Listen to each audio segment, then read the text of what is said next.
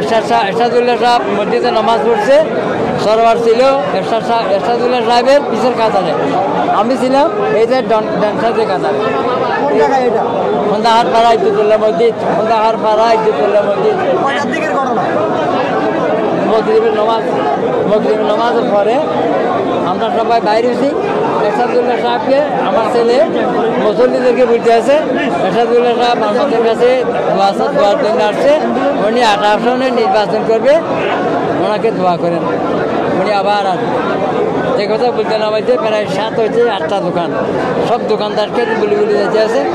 Last দোকানে যেতে গেছে, এখানে যাওয়ার সাথে সাথে আমার ছেলে দোকানদারকে বলতে আছে হাত দিয়ে ঠিক করি, ওই এরশাদুল্লাহ সাহেব আসছে, আপনাকে সালাম দিয়েছে দোয়ার জন্য। তারপরে এই কথা বলতে নামাইতে দম ফায়ার শুরু হইল। ফায়ার করতে করতে প্রায় 2.5 রাউন্ডের মতো ফায়ার, আমি আনতে অনুমানিক বলতে আছি আর কি।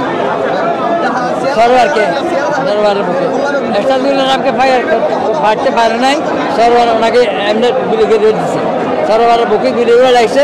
এরশাদুল্লাহ সাহেবের কোথায় লাগছে আমি জানি না।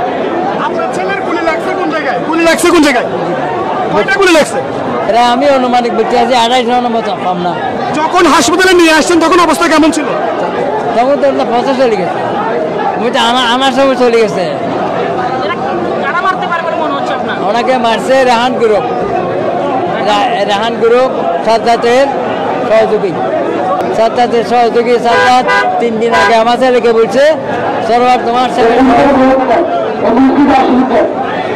আসলে হত্যা হলেন যে সরোয়ার বাবলা যুবদল কর্মী বা যুবদল নেতা, ওর বাফল্য মূলত তারা এতক্ষণ হত্যা হলেন।